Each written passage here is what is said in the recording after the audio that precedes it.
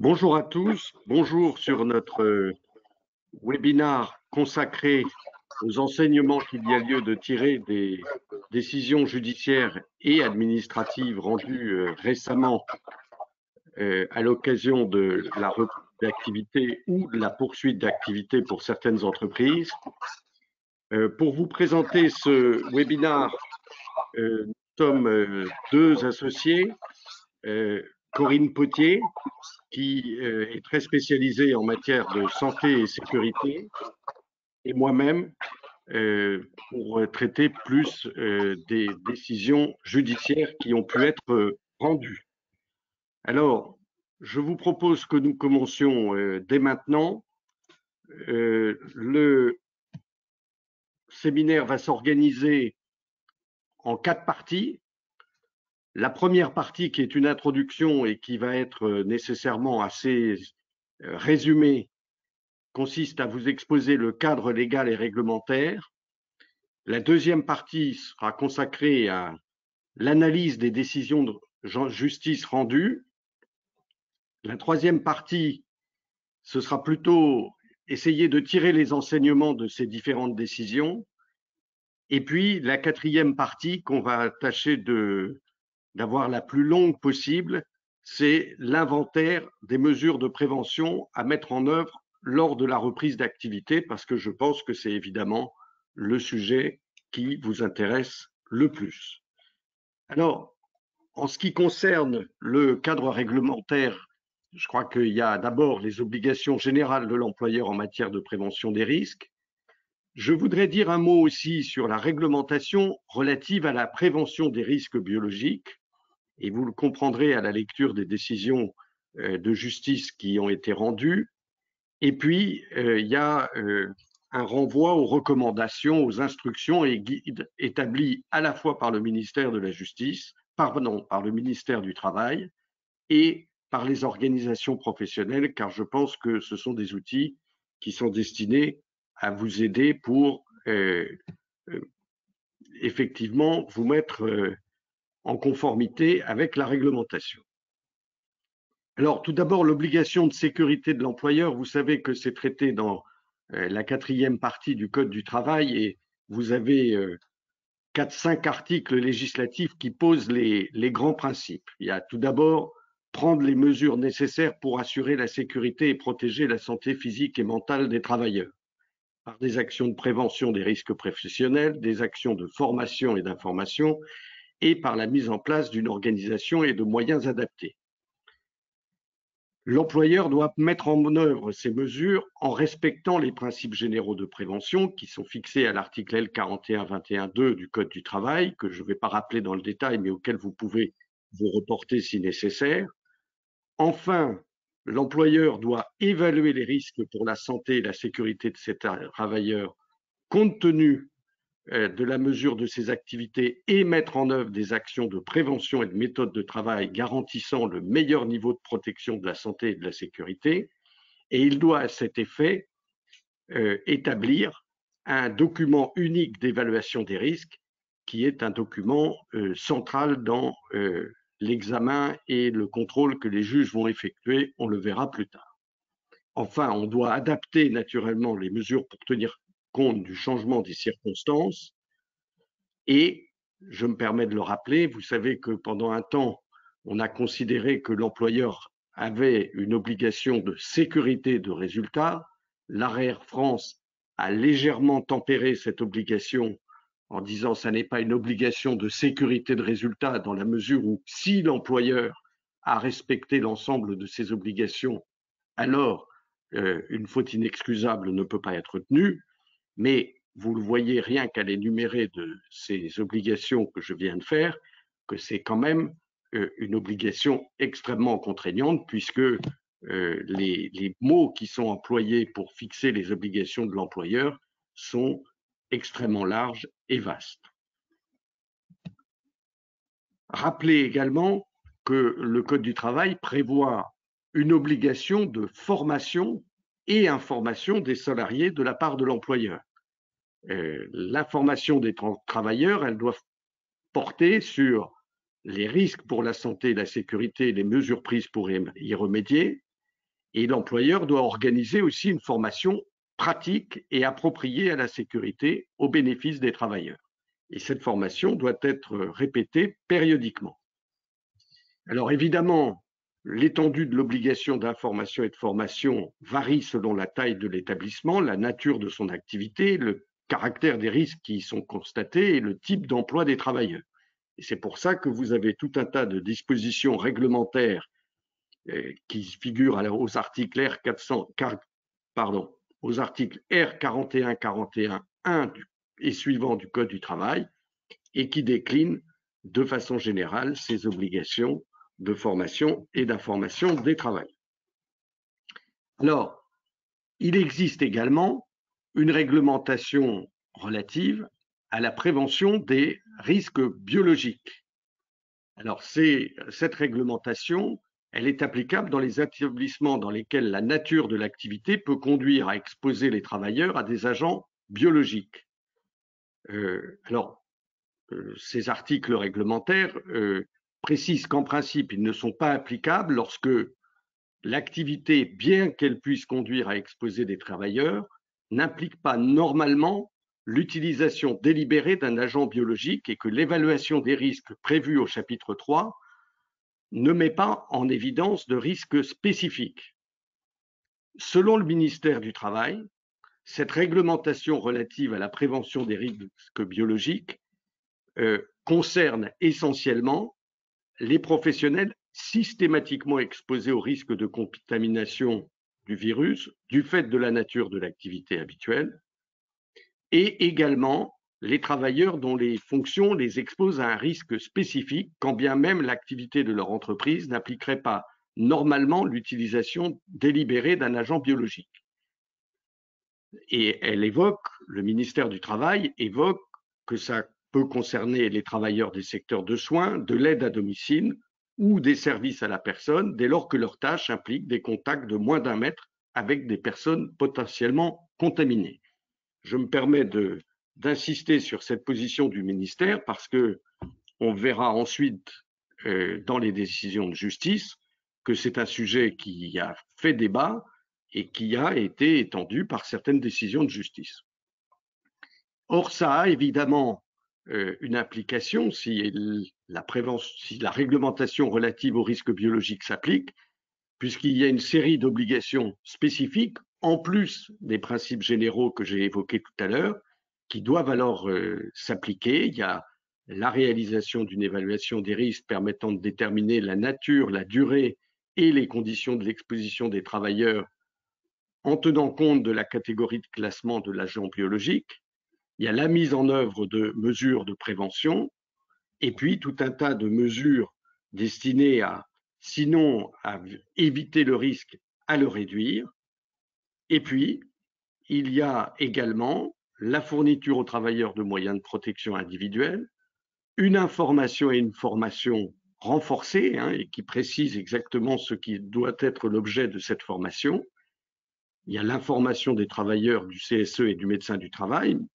Il y a l'établissement d'une liste des travailleurs exposés, des agents biologiques, si l'agent biologique est classé dans les groupes 3 et 4, et il y a la mise en œuvre d'un suivi individuel de l'état de santé salarié dont les modalités varient en fonction de la catégorie des agents biologiques et le slide suivant en fonction de si on est groupe 2 ou groupe 3 et 4 précise la régularité, la périodicité et le contenu des visites médicales qui doivent être entreprises.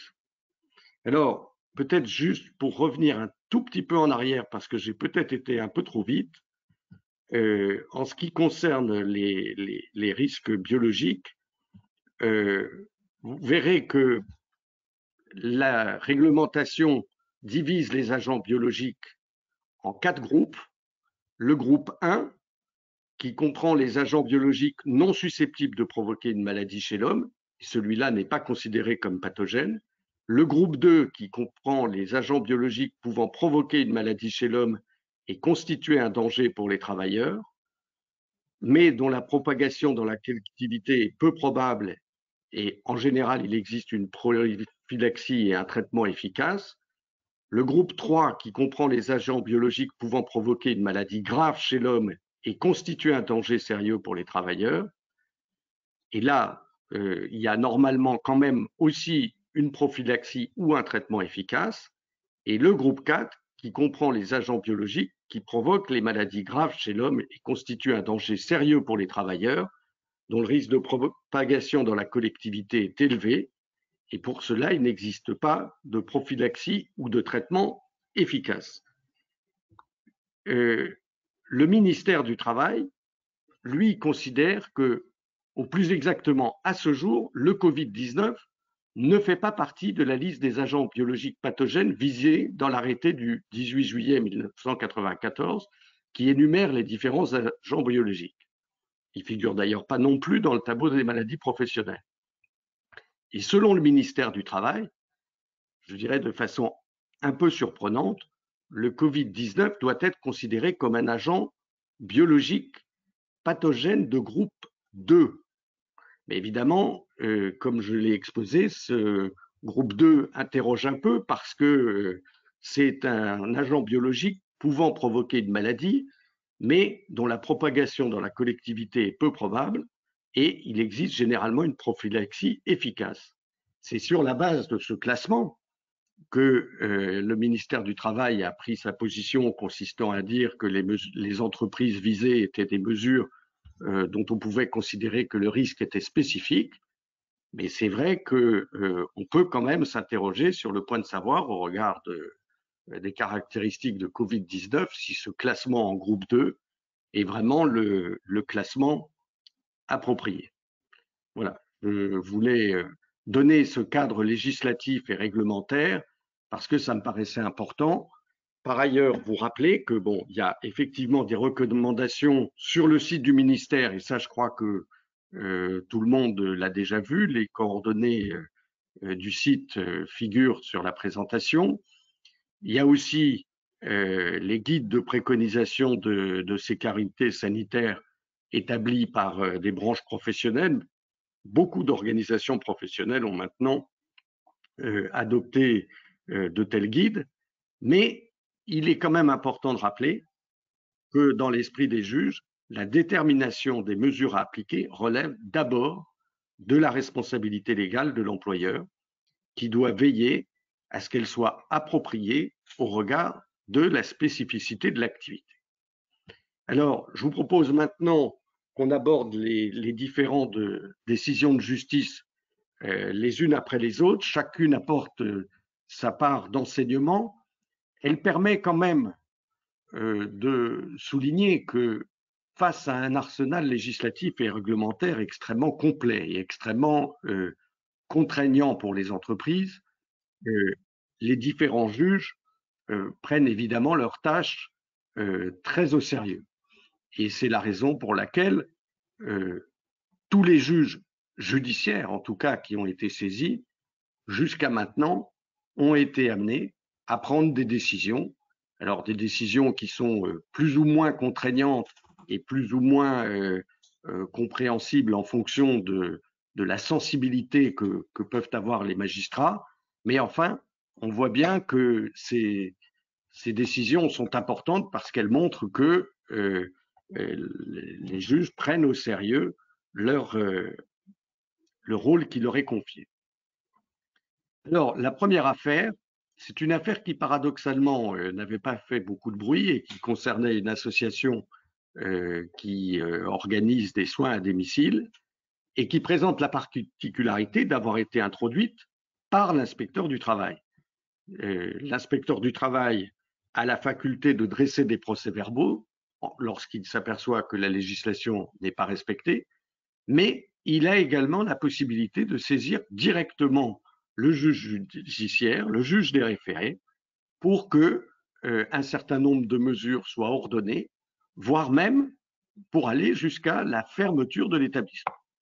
Et là, en l'occurrence, l'inspecteur du travail est intervenu devant le juge des référés. Alors, on va analyser les 4 décisions des tribunaux judiciaires un petit peu de la même manière.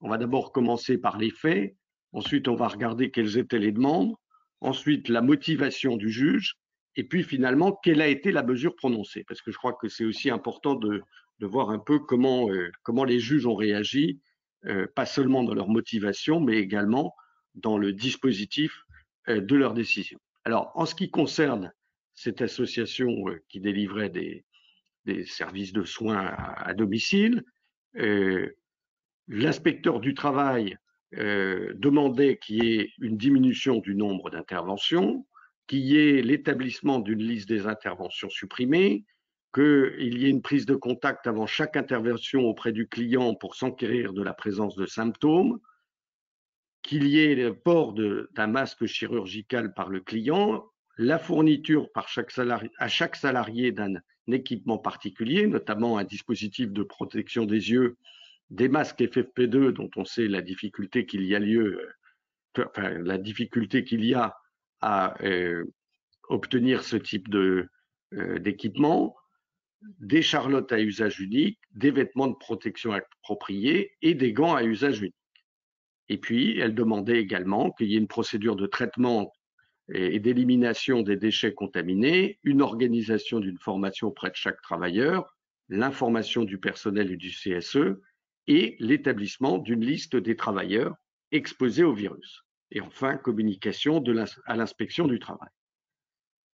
Alors, le tribunal judiciaire était donc saisi de la question de savoir si effectivement c'était une entreprise qui avait un risque spécifique et qui devait appliquer les règles en matière de prévention de risques biologiques. Et là, le juge judiciaire dit, certes, vous n'êtes pas dans la catégorie des entreprises qui impliquent l'utilisation délibérée d'un agent biologique, mais je vais voir si dans votre DUER, vous avez évoqué un risque biologique spécifique.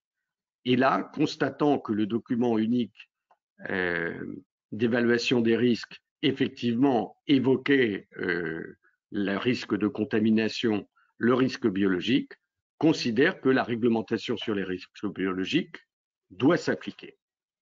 Et du coup, le juge fait globalement droit à toutes les demandes de l'inspecteur du travail et requiert de l'association qu'elle s'y conforme, notamment en termes de prévention des risques biologiques et notamment en assurant une surveillance médicale des salariés exposés à des agents biologiques, comprenant entre autres la tenue d'un dossier médical spécial pour chaque salarié exposé à des agents biologiques pathogènes et l'établissement d'une liste des salariés exposés au virus. L'association se voit également dans l'obligation de mettre en place des consignes claires dans de nombreux domaines et de communiquer ces instructions et consignes à l'ensemble des salariés et que la hiérarchie s'assure du respect de ces consignes. Et là, dans le dispositif, le juge considère que l'association devra exécuter les obligations données dans les 3 jours ouvrables suivant la signification de l'ordonnance, le tout sous astreinte provisoire d'un montant de 500 € par jour de retard et par obligation inexécutée pendant 3 mois. La deuxième décision concerne La Poste. La Poste est évidemment une entreprise qui a poursuivi pour partie cette activité, son activité, et qui a dès janvier 2020 mis en place une cellule de crise et mis en place un certain nombre de dispositifs pour s'assurer de la santé et de la sécurité de ses agents. Et elle a mis en place des gestes barrières, la mise à disposition de masques chirurgicaux et de gel hydroalcoolique. Elle a placé un certain nombre d'agents en télétravail, elle a fermé des sites, elle a modifié les rythmes de distribution et des temps de travail des agents du service courrier. Mais la Fédération Sud estime que l'élaboration et l'application des diverses mesures de prévention adoptées par le groupe n'étaient pas suffisamment adaptées aux différents stades de la propagation de l'épidémie et demande qu'il soit ordonné la mise en place d'une évaluation des risques professionnels liés à l'épidémie Covid-19 sur l'ensemble du territoire et des branches d'activité dans les meilleurs délais, en relation avec les services de santé au travail, les CHSCT compétents, le personnel concerné et les organisations syndicales. Et elle demande également la mise en œuvre de gestes barrières et de moyens de protection adaptés à chacune des activités de l'entreprise. Sur la mise en œuvre des gestes barrières et des mesures de prévention nécessaires, le tribunal judiciaire de Paris constate que la Poste a globalement respecté ses obligations en tenant compte des circonstances particulières, que certes, il a pu être constaté ici ou là une infraction, mais ça n'était pas révélateur ça n'était pas révélateur d'un manquement suffisamment caractérisé. Et elle relève que les mesures prises par la Poste avaient été prises en concertation avec le CHSCT ou la Commission nationale santé sécurité au travail et en prenant avis auprès du médecin coordinateur et par conséquent déboute le syndicat de sa demande. En revanche, sur la demande d'informations relatives aux risques professionnels, le tribunal rappelle que l'obligation d'information s'inscrit dans la démarche même de prévention à laquelle doivent être associés les IRP et le médecin du travail, ainsi que les salariés eux-mêmes, dans la mesure du possible, et constate qu'il n'y a pas de document unique d'évaluation des risques qui existe au sein du groupe après 4 semaines.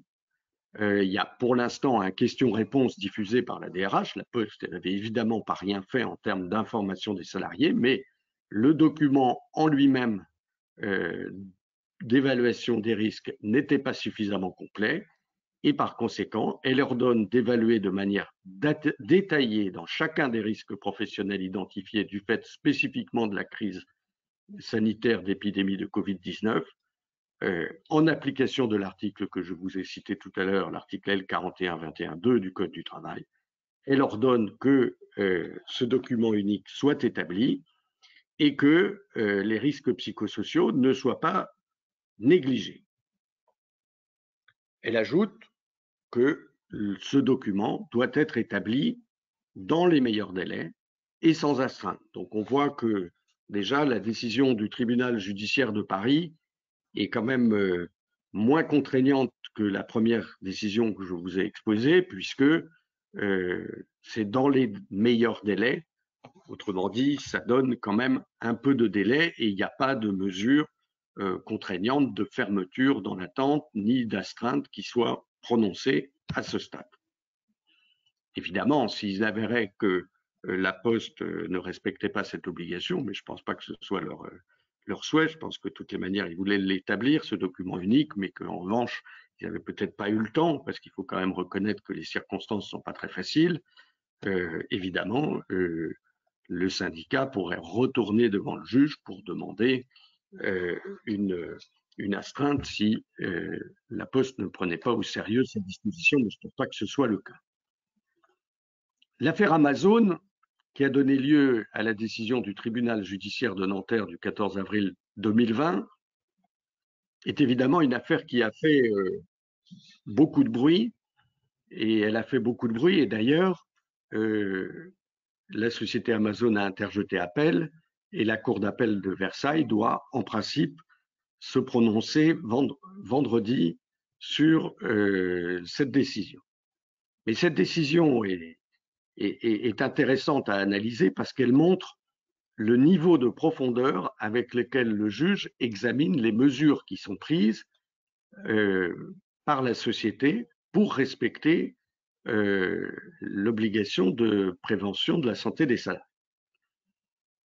Là, le tribunal judiciaire, effectivement, considère que la société n'a pas suffisamment évalué les risques liés à l'entrée des sites avec portique tournant, à l'utilisation des vestiaires, à la manipulation des colis passant de main en main et également aux risques psychosociaux qui peuvent résulter de la situation.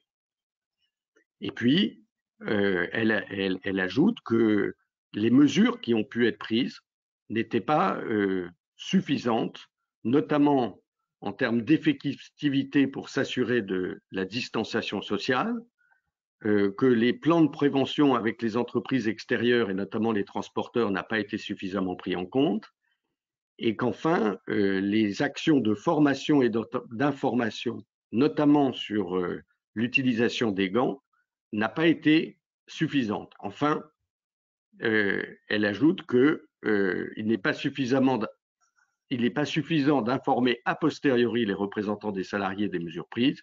Ceux-ci doivent être associés à la démarche de prévention et donc donner lieu à une information, consultation du CSE.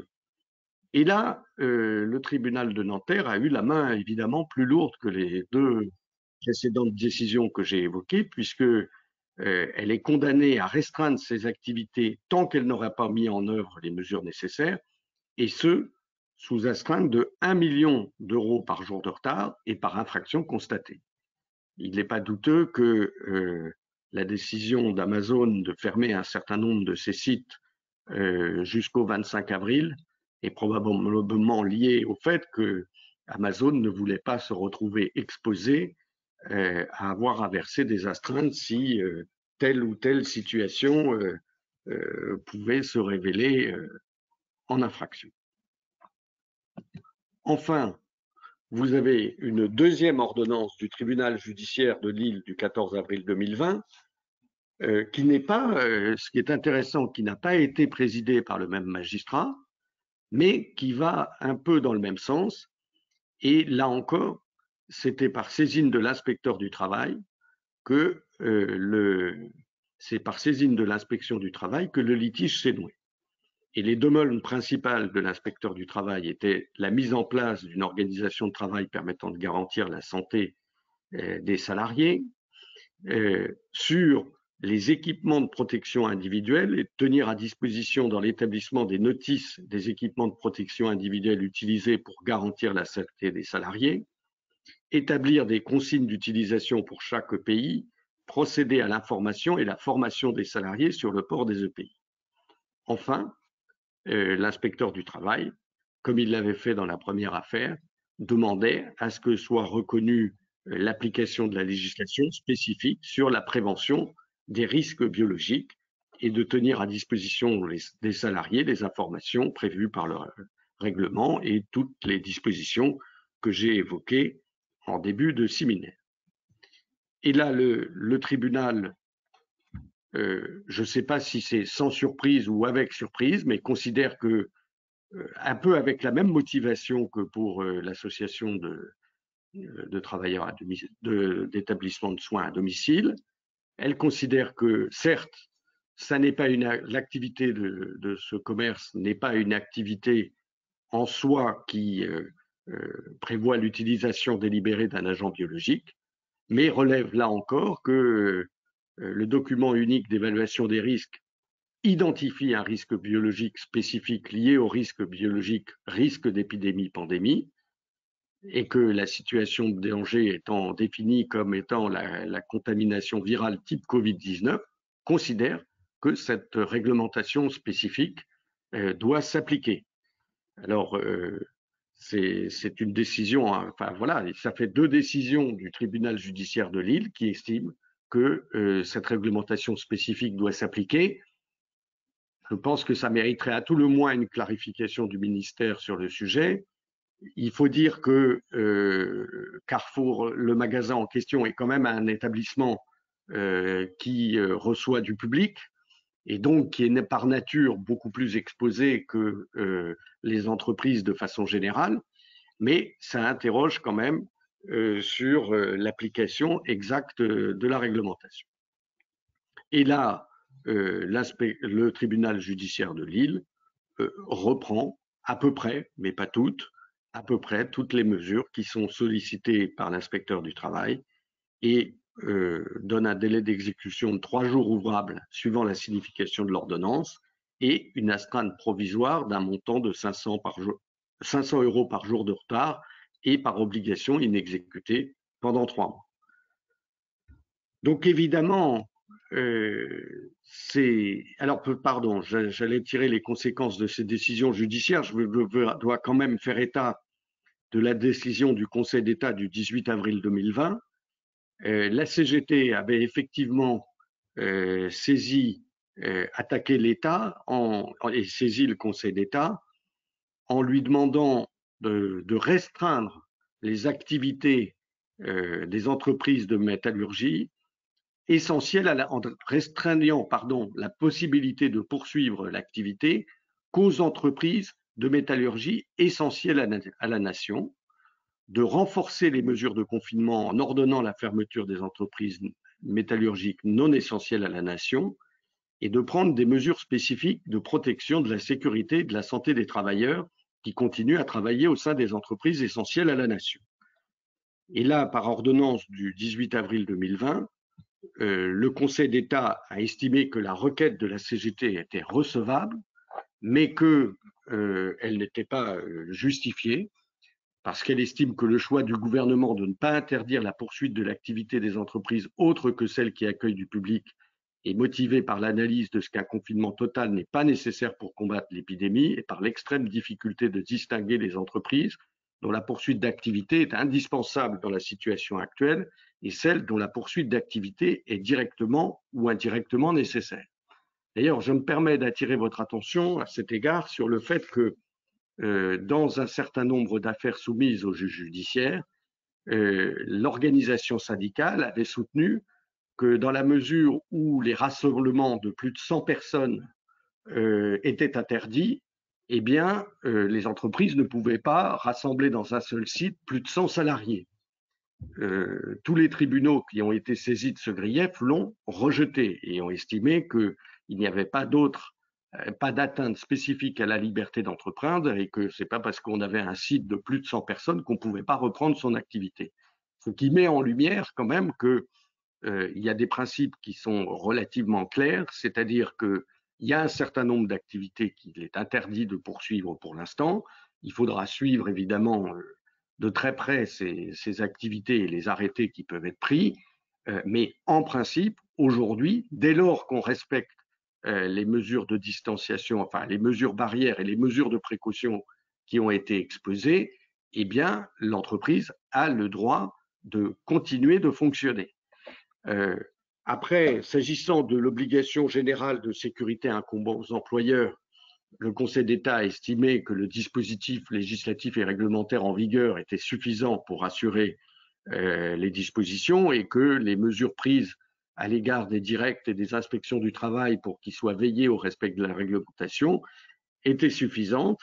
Et enfin, s'agissant de la mise à disposition des masques de protection, qui est toujours un sujet qui fait beaucoup parler, eh bien, le Conseil d'État estime que dans la mesure où il y avait des contraintes de volume de masques, de disponibilité des masques, il était normal que l'État ait donné la priorité au personnel soignant et que dès lors, on ne pouvait pas reprocher à l'administration de ne pas avoir fait preuve d'une carence grave, alors que la fourniture de masques, c'était logiquement réservé au personnel soignant. Alors, quels sont les enseignements qu'il y a lieu de tirer pour la méthodologie de cette reprise d'activité?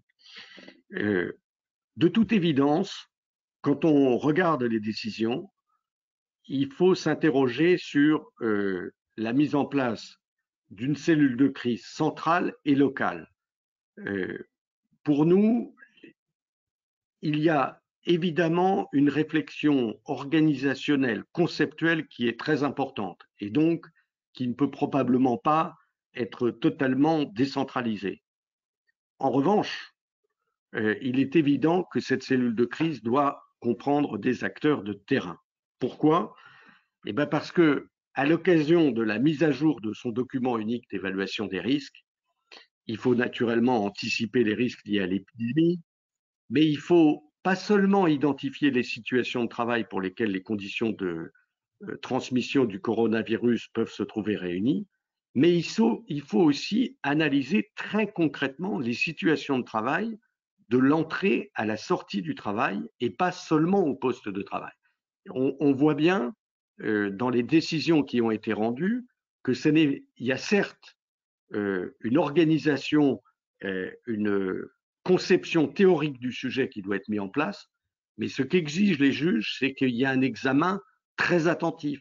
Et c'est pour ça que la question du colis et de la façon dont le carton va être transmis de celui qui apporte le colis à celui qui va le gérer, la façon dont on va rentrer dans l'entreprise avec un éventuel parti de sécurité ou les conditions dans lesquelles les vestiaires sont organisés, tout ça, ce sont des situations très pratique et il suffit pas de faire une lettre en disant bon bah vous devez rester à 1 mètre. Vous devez aussi faire attention à comment concrètement ça va se passer. Ensuite, il y a une donnée qui est tout à fait évidente dans ces décisions, c'est qu'il faut associer les partenaires sociaux et le CSE à l'analyse des situations de travail et aux mesures préconisées. Je pense que de manière générale, c'est important de le faire parce que dans cette situation très tendue, où les gens sont quand même malgré tout très inquiets, il faut créer de la confiance. Et créer de la confiance, ça ne commence pas évidemment en escamotant les partenaires sociaux qui vont nécessairement, de ce fait, avoir un regard critique parce qu'ils n'auront pas été associés. Donc, dans toute la mesure du possible, il faut effectivement essayer d'établir un dialogue très constructif, voire même certaines entreprises l'ont fait avec succès, signer un accord avec les partenaires sociaux sur les conditions de la reprise, mais en tout état de cause, ça me paraît être un passage absolument obligé. J'attire votre attention d'ailleurs qu'il y a un projet d'ordonnance qui a été soumis au Conseil des ministres ce matin qui prévoit que les délais de consultation seront probablement un peu raccourcis. Vous savez qu'aujourd'hui, on est dans une situation où soit on a un avis rapide parce que le CSE est pleinement partie prenante et souhaite que les mesures soient prises très rapidement, mais pour ceux qui s'opposent à la reprise d'activité, évidemment, le dispositif actuel où le CSE n'a rendu un avis, on peut considérer que le CSE n'a rendu un avis qu'à l'issue d'un délai d'1 mois, voire de 2 mois en cas d'expertise, est effectivement totalement inopérant dans la situation actuelle. Le gouvernement est en train de prendre des dispositions pour faire en sorte que des délais raccourcis pour la reprise d'activité puissent être mis en place. Enfin, il faut naturellement solliciter le médecin du travail et les services de santé au travail. Les ordonnances ont d'ailleurs un peu adapté le rôle des uns et des autres, sachant que le médecin du travail peut désormais prescrire un arrêt de travail. Et puis, ensuite, alors évidemment, c'est beaucoup plus facile à dire qu'à faire, il faut adopter des règles de précaution pertinentes, c'est-à-dire efficaces pour protéger le risque, adapter les mesures en fonction de l'expérience et de l'évolution des situations acquises et établir des plans de prévention extérieure.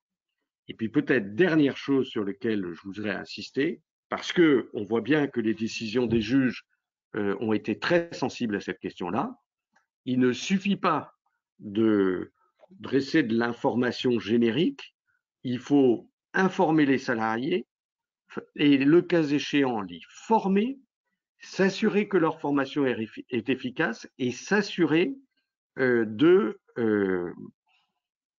s'assurer de leur respect effectif. Ça veut dire que non seulement il faut avoir établi des règles, mais il faut les contrôler, l'application de ces règles, pour s'assurer que tout est bien conforme à ce qui doit être fait. Et alors le dernier conseil, qui est là plus un conseil de contentieux, ce qui m'a frappé dans ces décisions, qui interviennent dans des conditions extrêmement rapides, c'est que très souvent, on reproche à l'employeur de ne pas être en mesure de justifier de la situation ou des dispositions qu'il a prises ou de justifier que les dispositions sont respectées.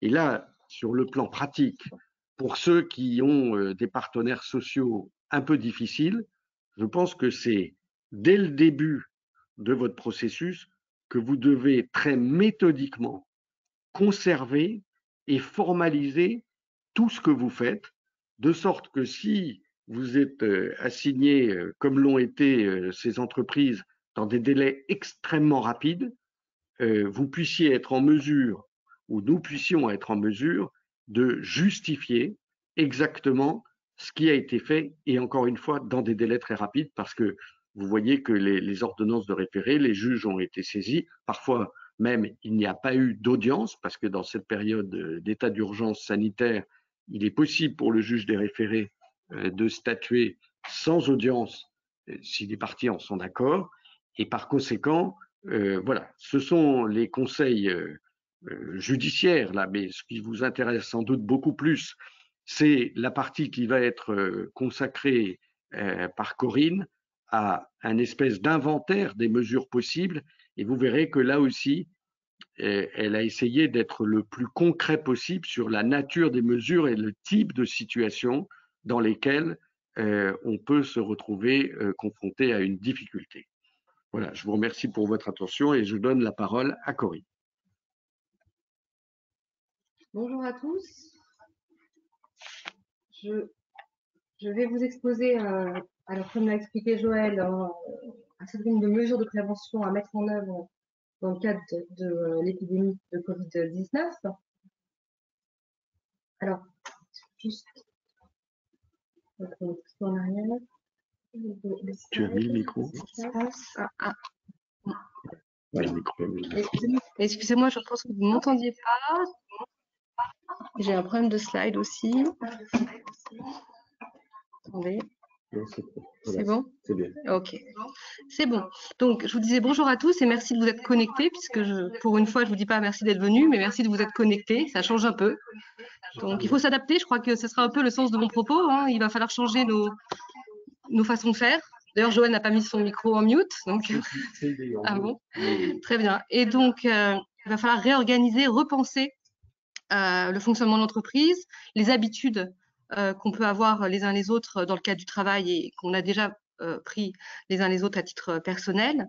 Et effectivement, ça donne lieu à un certain nombre de mesures. Alors, Joël vous l'a expliqué, le propos, il ne pourra pas être exhaustif parce qu'évidemment, tout dépend d'une analyse de risque qui va être faite par entreprise.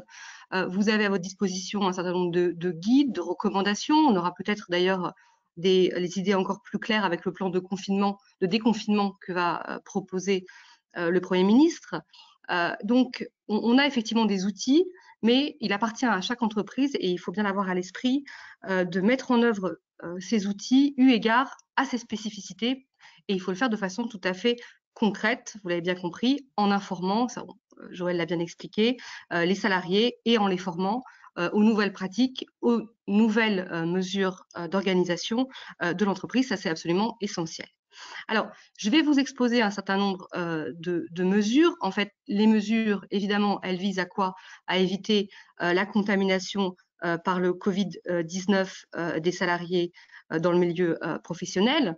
C'est l'objectif, évidemment, premier. Et ça passe par, on va le voir, un certain nombre, à mon sens, de mesures qui sont des mesures peu près les mesures principales, encore une fois, elles sont, je vous l'ai dit, à adapter, mais on a pu identifier un certain nombre de risques qu'on retrouve dans chaque entreprise à peu près et auxquels il faut se confronter et auxquels il va falloir donner un certain nombre, essayer de donner un certain nombre de réponses, encore une fois, concrètes. Alors, je vais d'abord aborder le risque d'intrusion du virus sur le site, puisque avant de vous parler de façon dont on va peut-être réorganiser, dont il faut réorganiser le travail dans l'entreprise, sur le lieu de travail, il y a d'abord un risque évident, c'est celui de voir le virus s'introduire sur le site. Avec comme premier risque, on l'a tous compris, celui du trajet, des trajets vers le lieu du travail. On a été beaucoup interrogé sur ce risque-là, qui est la question souvent des transports et des transports en commun. Puisque, effectivement, alors on va peut-être vers une généralisation du port de masque, comme on le voit en Allemagne, puisqu'en Allemagne, le port de masque va être obligatoire à la fin du mois. On a compris que c'est peut-être ce vers quoi on se dirige aussi, mais pour l'instant, on n'a pas encore d'idée précise sur le sujet.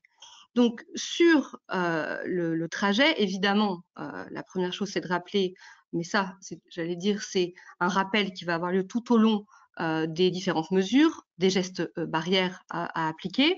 Mais une fois qu'on a dit ça, quand on l'applique au transport, eh bien, la première difficulté, c'est les transports en commun. Donc, il faut, autant que faire se peut, inciter les salariés à utiliser leur véhicule personnel ou en tout cas un moyen de transport individuel et éviter les transports collectifs. Alors, évidemment, ce n'est pas toujours possible, on comprend bien. Et dans ces cas-là, eh bien, il faut, si possible, fournir aux salariés, si ce n'est pas fourni par ailleurs, des moyens de protection individuelle, comme des masques, des gants, et on verra un peu quel type de masque dans un second temps, parce qu'il y a toute une problématique sur les masques, on entend beaucoup de choses sur le sujet. Alors sur le covoiturage, ça peut aussi être une solution, évidemment, limiter le covoiturage à 2 personnes, puisque sinon on ne pourra pas respecter la distanciation dans un même véhicule. Il est aussi possible d'organiser des transports collectifs pour faire parvenir des salariés sur un même site industriel, par exemple. Et dans ces cas-là, évidemment, il faut veiller tout à fait au respect des mesures de distanciation dans le cadre de ces transports collectifs. Alors, sur les déplacements professionnels, je crois qu'on l'a tous compris pour l'instant, dès lors qu'ils ne sont pas impératifs, il faut éviter des déplacements, ce type de déplacement, quand c'est possible en tout cas, c'est la préconisation première.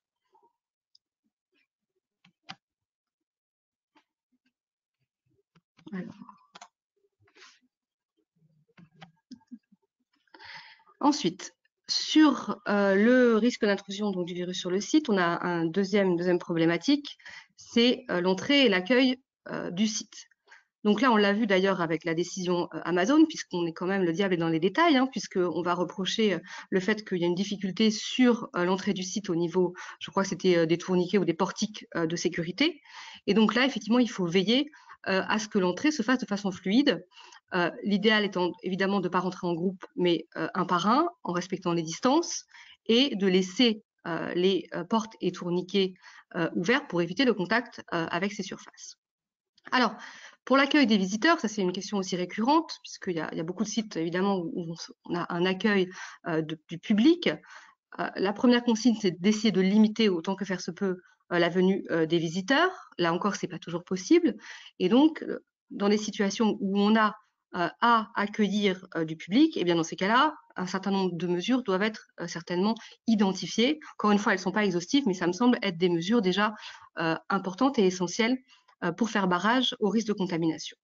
Alors, le rappel, évidemment, à l'égard des visiteurs des consignes et du respect des mesures barrières, la mise en place de zones de courtoisie avec l'accueil, évidemment, avec éventuellement la mise en place de plexiglas, de vitres de protection et le port de masques, à mon sens, pour les personnels de l'accueil est évidemment à imposer. Alors après, il faut éviter les contacts avec les badges, éviter de mettre à disposition des stylos, de mettre à disposition de la documentation ou des magazines qui pourraient être touchés par les visiteurs. Alors, il y a une question également sur l'entrée du site, puisqu'on a vu que de nombreuses entreprises avaient déjà pris des dispositions en ce sens, c'est la prise de température pour toute personne, visiteurs compris, salariés, entrant dans le site à tous les points d'accès. Et effectivement, certaines entreprises ont déjà mis des portiques avec des signalements de température au niveau de l'accès à leur site. Alors, on peut se poser la question juridiquement de la possibilité ou pas de prendre la température des salariés à l'entrée du site. Alors, on a sur le sujet un avis de la CNIL du 6 mars 2020 qui n'interdit pas en tant que tel ces prises de température, mais nous dit qu'il ne faut pas, et en aucun cas, les collecter. Donc, on ne doit pas relever la température et ensuite utiliser ces données pour les collecter par ailleurs. Sous cette réserve, et d'ailleurs la dernière version du question-réponse du gouvernement est assez claire sur le sujet, il est tout à fait possible pour les entreprises de mettre en place un contrôle donc, de température pour les personnes entrant dans leur site, de rappeler que normalement ça aurait dû faire l'objet d'une modification du règlement intérieur, mais qu'on peut, compte tenu du contexte, se contenter de notes qui vont valoir adjonction au règlement intérieur, et par ailleurs également d'imposer des garanties à cette prise de température au niveau de l'entrée du site, prise de température dans des conditions qui préservent la dignité, ça me semble être un minimum, et il faut une information préalable sur la norme de température admise. Alors il y a un débat sur si la fièvre c'est 37,5 ou 38, je pense que c'est un débat qu'il faut que le médecin du travail ou les services de santé au travail tranchent, c'est certainement pour l'entreprise, et sur les conséquences du dépassement de la température et du refus du salarié, sachant qu'en cas de refus du salarié, l'entreprise peut tout à fait refuser l'accès au site à ce salarié qui refuserait la prise de température. Alors, en cas de détection d'une personne qui présente des signes grippaux et de contrôle de température qui révélerait à l'entrée une température en tout cas excessive et qui révélerait de la fièvre, dans ces cas-là, la procédure qui est préconisée, c'est de prévenir le service de santé au travail qui, et c'est une nouveauté issue de l'ordonnance du 1er avril 2020, a désormais la possibilité de dépister, de procéder donc à des tests de dépistage du Covid-19 et de prescrire des arrêts maladie si le salarié est effectivement contaminé. Alors, on n'a pas encore les modalités de dépistage et de ces prescriptions. Ça va effectivement donner lieu à un décret qui n'est pas encore paru. Il faut bien évidemment diffuser l'information sur les collègues de travail qui sont des collègues de travail dits contact, donc qui sont habituellement, alors évidemment même s'il y a la règle de distanciation, mais qui travaillent habituellement avec ce salarié et qui peuvent avoir été contaminés. Et effectivement, le salarié peut tout à fait, c'est le plus souvent, aller voir son médecin traitant dans ces cas-là pour être arrêté le cas échéant. Alors, le dernier risque finalement au niveau de l'intrusion du virus sur le site, c'est un risque de contamination par du matériel, par des contacts de matériel, avec du matériel contaminé. Donc la livraison de matériel présente un risque forcément majoré. Et l'ouverture du courrier peut aussi présenter un risque, puisqu'on ne sait pas combien de temps et sur quelle surface exactement. Il y a encore beaucoup d'incertitudes, mais par précaution, évidemment, il ne faut pas prendre de risques. Donc sur la livraison du matériel, évidemment, là encore, il faut limiter les échanges, limiter les contacts, donc utiliser des boîtes pour échanger des documents avec les chauffeurs, laisser le stylo, enfin, c'est des détails, mais c'est des détails qui ont leur importance. Et la problématique aussi, c'est que si votre livreur a une difficulté et ne passe pas le portique, il faut prévoir que le matériel puisse être éventuellement déposé dans une pièce dédiée, pendant laquelle, effectivement, on n'aura pas accès pour un certain nombre d'heures pour éviter une contamination par le Covid-19. Le courrier, là encore, je pense qu'on peut assez facilement prévoir une procédure pour qu'on répète bien qu'au niveau de la manipulation du courrier qui vient de l'extérieur, il faut un lavage de mains régulier ou une mise à disposition en même temps et ou, j'allais dire, de gel hydroalcoolique pour éviter toute contamination. Alors, une fois qu'on a prévenu, on a tenté de prévenir l'intrusion du virus sur le site, il y a effectivement toute la problématique des mesures de prévention organisationnelle, comment je réorganise le lieu de travail en fonction du risque Covid-19, donc pour pouvoir respecter les gestes barrières. Ça va donc impliquer nécessairement que je vais devoir réaménager mes habitudes de travail, mes locaux de travail, pour éviter effectivement le risque de contamination sur le lieu du travail. Alors, évidemment, le premier, le principe de base qui doit être affiché, réaffiché, informer les salariés sur les gestes barrières. Évidemment, on entend tous ce dont il s'agit, mais l'entreprise doit faire cette communication un peu dans toutes les zones au niveau des lieux de travail. Et évidemment, sur le principe, le télétravail reste le principe aujourd'hui pendant la période de confinement, mais à mon sens, on l'a bien compris, le déconfinement s'avère tout à fait progressif et on risque de vivre avec le virus pendant encore plusieurs mois, sauf à trouver des traitements efficaces. Et pour l'instant, il semble que ce n'est pas loin d'être le cas. Et donc, ce déconfinement progressif, on l'a déjà compris, va impliquer un maintien du télétravail pour les fonctions, ou en tout cas, il faut vraiment privilégier le télétravail pour les fonctions qui le permettent. Alors, ce n'est pas toujours évident et il y a des fonctions essentielles et des fonctions qui ne permettent pas effectivement ce télétravail et qui impliquent une présence physique des salariés sur le lieu de travail. Dans ces cas-là, évidemment, il faut réduire les effectifs puisque l'idée, c'est d'éviter les contacts rapprochés ou prolongés entre les salariés sur le lieu de travail. Donc, il faut éviter les réunions physiques, sauf si elles sont indispensables. Dans ces cas-là, réduire le nombre de ces intervenants.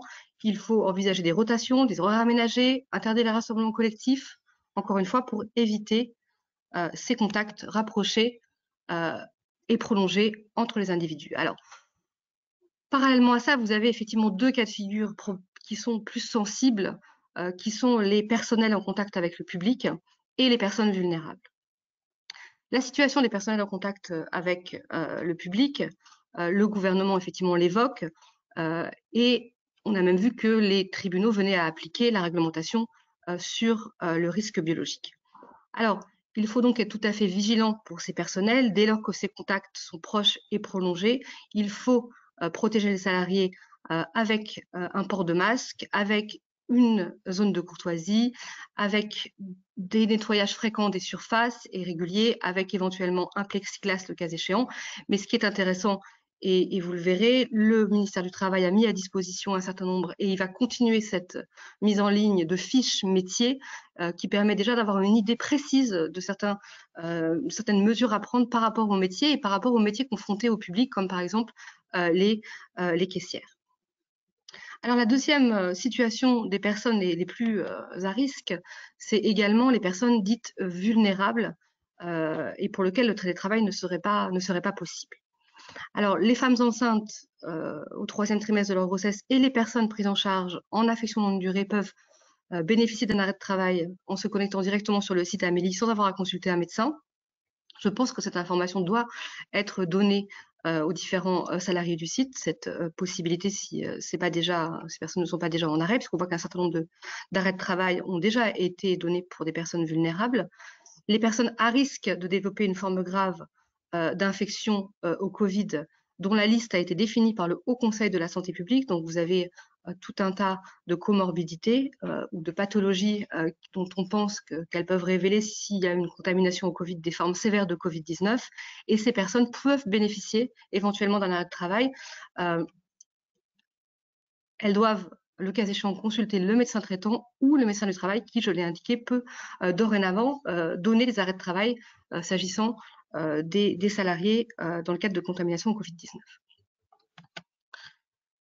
Alors, sur la circulation, qui est aussi un élément très important d'organisation du travail, la circulation et l'aménagement des espaces de travail dans l'entreprise, il faut effectivement faire en sorte de respecter cette distanciation et il faut supprimer les croisements entre les salariés dans des espaces étroits, il faut repenser aux ascenseurs, une seule personne par ascenseur. Il y a tout un tas de détails sur la circulation, mettre en place des balises pour que vous limitiez et qu'on puisse respecter, dans le cadre de la circulation, la distanciation de plus d'1 mètre, puisque la préconisation maintenant, c'est pas seulement 1 mètre, c'est même plus d'1 mètre, autant que faire se peut. Et effectivement, ça demande une réorganisation des locaux en ce sens. Également, s'agissant des bureaux, puisque se pose la problématique des bureaux partagés, des open space, là également, il faut réorganiser les postes de travail afin de respecter la distanciation sociale et il faut diviser les effectifs des bureaux partagés, de moitié, à mon sens, à minima. Si vous avez un bureau 2, ça passe à un bureau seul, un bureau à 4, un bureau à 2, pour qu'on puisse, et il faut vérifier que la distanciation de plus d'1 mètre est bien respectée dans ces conditions. Alors, également se pose la question des locaux de restauration et de convivialité. Là, le gouvernement était plus parti sur l'idée d'un réaménagement plutôt qu'une fermeture systématique de ces locaux. Donc, réaménager les locaux de restauration, c'est pas simple. Il faut respecter donc cette distance. Il faut réaménager le mobilier en fonction. Il faut également éviter les files d'attente, faciliter la circulation de l'air. Pour les zones de convivialité, fractionner les temps de pause afin de réduire les effectifs, les croisements, et aménager là aussi, au niveau des zones de convivialité, le mobilier afin de respecter la distance d'au moins 1 mètre. Si ces possibilités de réaménagement ne sont tout simplement pas possibles dans la mesure où on ne pourra en tout cas pas respecter les gestes barrières, la mesure de prudence et la fermeture de ces lieux de restauration ou de convivialité. Je crois que c'est déjà ce qui a été décidé par Toyota dans le cadre de la reprise de son activité. Alors, on s'est beaucoup posé la question de la diffusion du virus dans l'air ambiant et des systèmes de climatisation pour les locaux notamment qui n'ont pas d'ouverture physique possible, ce qui regroupe un certain nombre de locaux administratifs et de bureaux. Pour l'instant, ce sont les préconisations de l'INRS que j'ai reprises. Alors, la première préconisation, c'est de vérifier le bon fonctionnement de tous ces systèmes, ventilation et climatisation. Et ensuite, s'il n'y a pas de ventilation mécanique, c'est une aération régulière en ouvrant les fenêtres. Sinon, pour les bâtiments équipés d'un système de ventilation mécanique simple flux ou double flux, maintien de la ventilation et fermeture des portes. Et dans le cas de bâtiments équipés d'une centrale de traitement d'air, maintien de l'apport d'air extérieur et arrêt, si possible, du recyclage. C'est assez technique. Ce sont, encore une fois, les préconisations de l'INRS.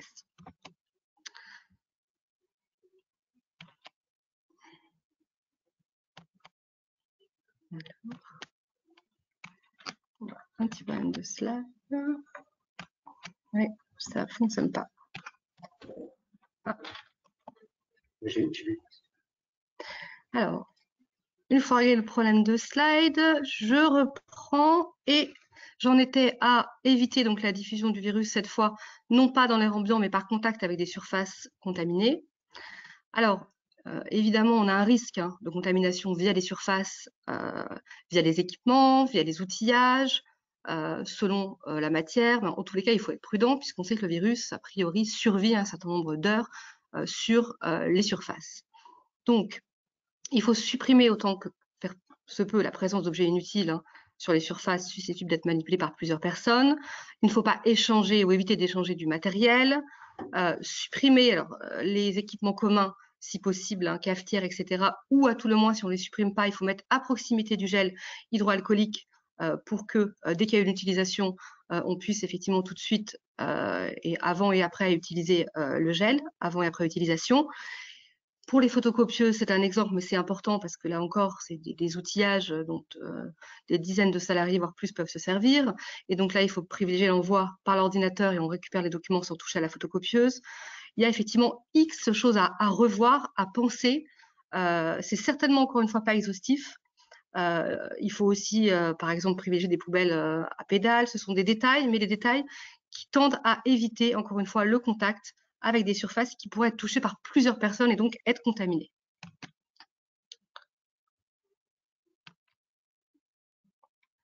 Enfin, il faut limiter effectivement le risque via l'intervention d'une entreprise extérieure et ça, il faut d'abord éviter, si on peut, l'intervention de l'entreprise et sinon, les gestes barrières encore une fois et la mise à jour aussi du plan de prévention en mettant dans le plan de prévention le risque lié au Covid-19. Alors, ensuite, il y a effectivement, une fois qu'on a repensé l'organisation du travail, en mettant en place le télétravail et en changeant le fonctionnement d'un certain nombre de choses dans l'entreprise, ça peut occasionner là aussi d'autres risques liés à cette réorganisation. D'abord, des risques liés au fonctionnement dégradé potentiellement de l'entreprise. C'est quoi? C'est moins d'effectifs, c'est des process à l'arrêt, c'est des défauts d'approvisionnement. Et là, il faut faire attention à ces nouveaux risques qui peuvent être générés par ce fonctionnement dégradé de l'entreprise. Alors, il faut mettre en sécurité les installations qui seraient arrêtées ou en mode dégradé et effectivement réfléchir, si ce n'est pas déjà fait, à un plan de continuité d'activité qui permet là aussi de prendre en compte le mode dégradé dans le cadre de ce plan qui doit être mis en œuvre avec c'est ce que nous dit les bonnes pratiques du guide RE par la CFDT, dans le cadre du dialogue social. Là aussi, ça doit être privilégié dans le cadre de la mise en place de ce plan qui vise à gérer la réorganisation et les risques liés à cette réorganisation également. Une attention particulière doit avoir lieu dans le cadre du redémarrage d'une activité qui aurait été à l'arrêt parce que des risques peuvent survenir lors du redémarrage. Et vous pouvez faire face également à de nouveaux risques, et on l'a vu émerger, notamment du fait de la diminution des effectifs, ça a pu créer dans l'entreprise des actes de malveillance, de vol, etc., dans certaines entreprises.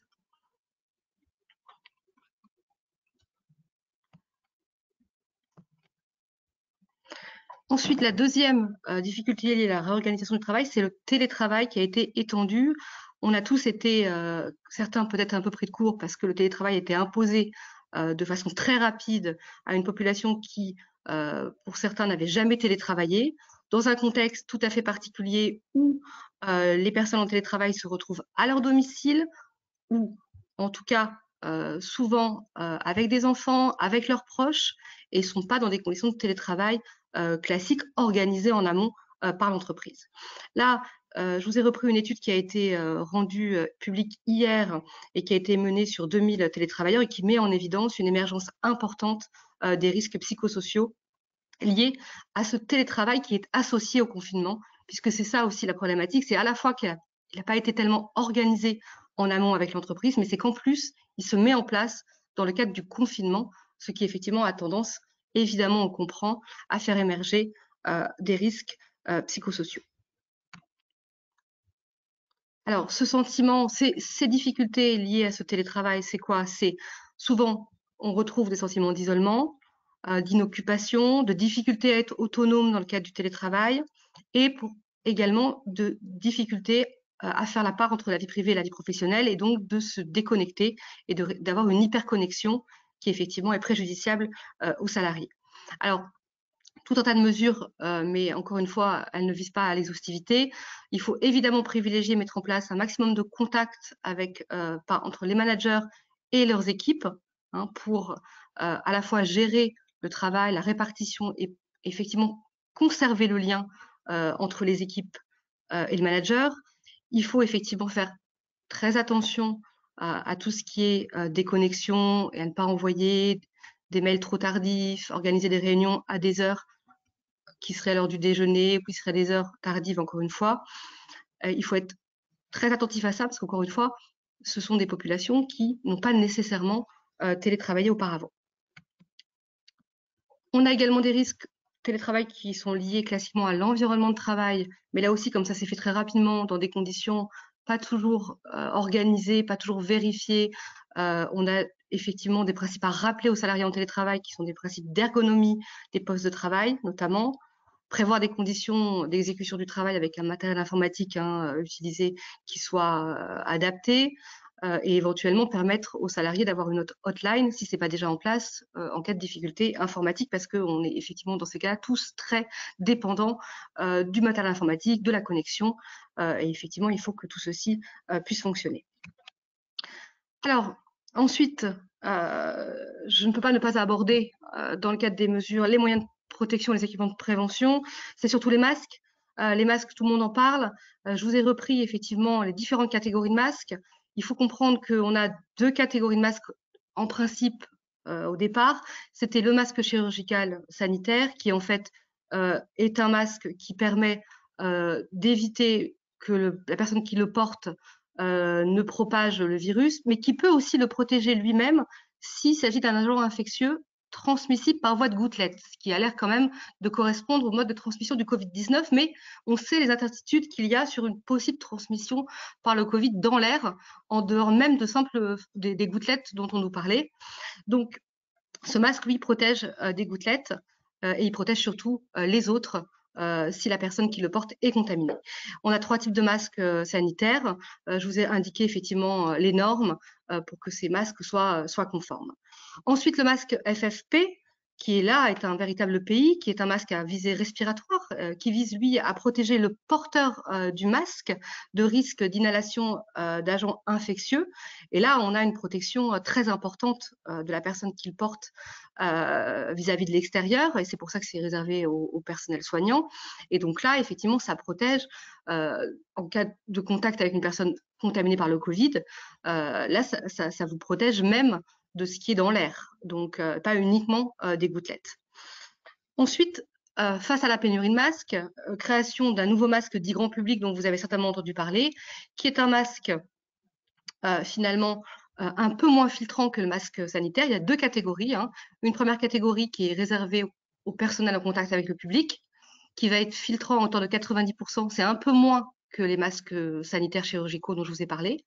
Et la deuxième catégorie de masques grand public qui là est réservée à une population beaucoup plus générale dans le cadre de l'entreprise, en cas de croisement, etc., et qui pourrait être également, à mon avis, celle préconisée dans le cadre des transports en commun, mais qui a une filtration de 70%, donc qui est quand même encore bien en deçà du masque sanitaire chirurgical.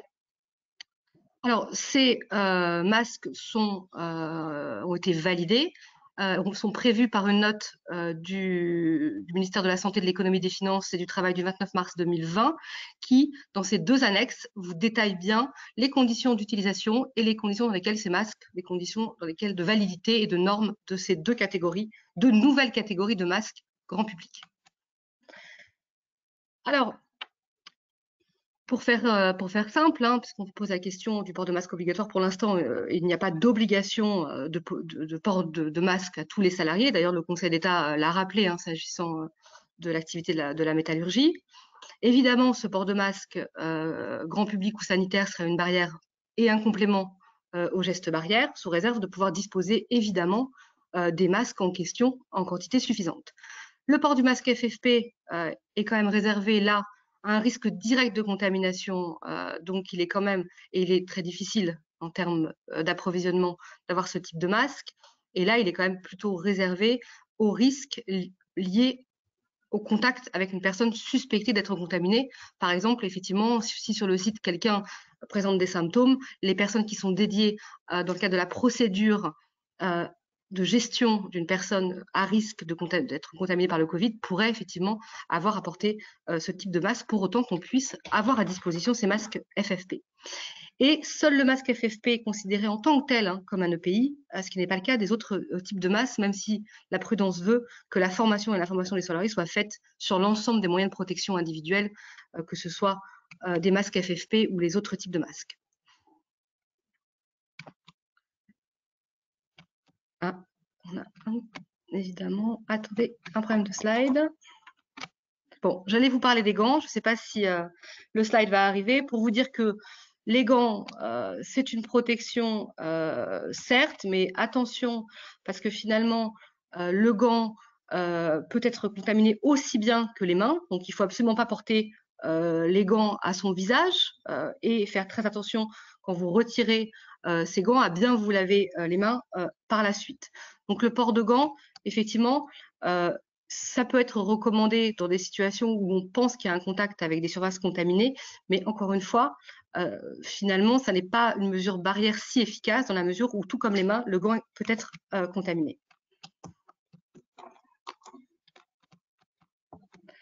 Alors, et voilà, non. Voilà, les gants. Et j'en terminerai, ou pratiquement sûr, et c'est très important que cette mesure soit dans chacun des DUR, puisque la procédure à suivre en cas de salarié contaminé au Covid-19, c'est une mesure qui doit à tout le moins se trouver dans tous les DUR. Alors, dans les questions-réponses du gouvernement, on a un point sur cette procédure spécifique en cas de suspicion de contamination du salarié par le Covid-19. Il faut évidemment prévoir d'isoler le salarié dans un endroit dédié. Donc, il faut avoir décidé de cet endroit en amont, en respectant les gestes barrières. Il faut s'assurer du port d'un masque par le salarié qui est suspecté d'être infecté, ainsi que les personnes, je vous le disais, qui le prennent en charge. Contacter les services de médecine du travail. Si les symptômes sont graves, contacter le 15. Si les symptômes sont encore légers, renvoyer le salarié à son domicile. Alerter évidemment le manager du salarié pour informer en parallèle les salariés dits contacts d'une possible contamination et les diriger vers la médecine du travail.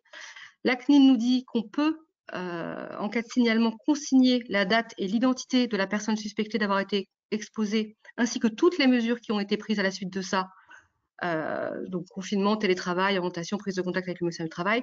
Ça, effectivement, ça peut être intéressant de formaliser ce qui a été fait, parce qu'on comprend bien que si quelqu'un est contaminé par le Covid-19, ça va être effectivement source d'émoi dans l'ensemble de l'établissement concerné. Il faut également prévoir une procédure spécifique de nettoyage, évidemment, en cas de contamination dans l'entreprise par un salarié au Covid-19. J'en terminerai sur un élément qui a été repris dans l'ordonnance de référé du tribunal judiciaire de Paris du 9 avril 2020, c'est l'évaluation des risques psychosociaux. Alors, on a compris que ces RPS, ces risques psychosociaux, sont évidemment assez, j'allais dire, logiques dans le cadre du télétravail en ce moment, en cas de confinement, dans la situation dans laquelle que je vous ai décrite, mais ça va au-delà de ça, à mon sens. Il faut évaluer les risques psychosociaux liés à l'inquiétude et le stress des salariés face au risque d'être contaminés ou de contaminer des proches lorsque ils ont à se déplacer sur le lieu de travail. Ce risque, évidemment, va perdurer après le déconfinement tant que le virus circule. Il y a également une inquiétude professionnelle qu'on peut comprendre dans la situation économique dégradée dans laquelle on se trouve aujourd'hui, un risque qui est nécessairement majoré pour les salariés qui sont en activité en chômage partiel. Les risques psychosociaux, et ça je m'en suis expliqué, liés à l'extension du télétravail. Ces différents risques psychosociaux doivent être évalués, encore une fois, par l'entreprise pour qu'on puisse mettre en parallèle des mesures de prévention, une communication régulière avec l'ensemble des acteurs de l'entreprise et également ceux qui sont en chômage partiel pour maintenir le lien, pour rassurer, pour communiquer sur les mesures qui sont prises par l'employeur dans le cadre du Covid-19 pour éviter la contamination sur le site. Il faut également, si possible, mettre en place des procédures d'écoute, de soutien aux salariés qui effectivement présentent une inquiétude particulière et ceux qui vraiment présenteraient des signes graves de dépression, de stress, et notamment dans les cas de télétravail, d'alerter la médecine du travail pour que ces salariés puissent éventuellement être pris en charge dans ce cadre-là.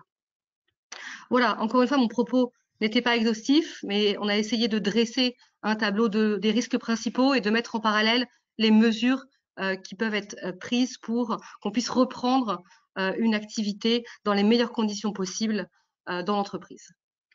Très bien, ben, merci beaucoup Corinne, merci à tous d'avoir assisté à ce webinaire. Compte tenu de l'heure qui était prévue, nous sommes déjà un peu en retard. J'ai essayé de répondre par écrit aux questions pendant que Corinne parlait. Je n'ai évidemment pas répondu à toutes les questions. Si vous laissez précisément vos coordonnées, je pense que on pourra vous adresser une réponse. Je vois qu'une des questions porte sur les masques en tissu ou les masques à visière. Je ne sais pas si Corinne, comme seule et unique réponse, tu peux apporter ton point de vue sur le sujet? Alors honnêtement, les masques à visière, je sais pas vous dire parce que ça veut dire quoi? On rajoute une visière en plus du masque, c'est ce que j'imagine, parce que sinon les différentes typologies en plus dans un certain nombre de commerces maintenant, tu vois que les caissières ont une visière. En plus du masque? Non, pas en plus. Ah, de se dire finalement l'un ou l'autre, voilà, c'est ça? Ouais. Je dois dire qu'il n'y a pas eu beaucoup de littérature sur l'efficacité de ces masques. Le bon sens permet de penser que, comme le bon sens permettait de penser depuis l'origine que les masques pouvaient avoir une certaine utilité, c'est sûrement une mesure complémentaire qui a le mérite de l'efficacité, parce que c'est vrai que le problème des masques FFP2 ou des masques chirurgicaux, c'est qu'on est très tenté de les enlever, tandis que ces masques visières, évidemment, sont beaucoup plus confortables à porter, mais sûrement un peu moins efficaces. Alors oui, les masques au tissu sont moins efficaces que les masques chirurgicaux et encore moins que les masques FFP. Les masques tissus. Oui. Maintenant, le gouvernement a dit que c'était possible, même pour ceux qui sont en contact avec le public, d'avoir la catégorie 1 du masque en tissu. Donc, c'est quand même validé en l'état, pour autant qu'ils répondent aux normes, évidemment, qui sont repris dans la note dont je vous ai parlé de mars 2020. Très bien. Eh bien, écoutez, je vous remercie pour votre attention. Et puis, je vous remercie également. Et puis, à très bientôt. Nous espérons, à vrai dire, quand même, dans une perspective qui malheureusement n'est pas prochaine, mais un jour pouvoir réorganiser nos petits déjeuners et nos réunions en public, parce que malgré tout, en tout cas pour ceux qui parlent, c'est un exercice un peu curieux de regarder son ordinateur, de se regarder en train de parler. On est plus habitué à parler en face d'un public et à essayer de capter l'attention des uns et des autres pour voir ce qui intéresse, ce qui n'intéresse pas, ce qui est. Mais on s'adapte, tout comme il faudra tous s'adapter, on s'adapte. Mais on s'adapte. Voilà, merci, bonne fin de journée. Au revoir.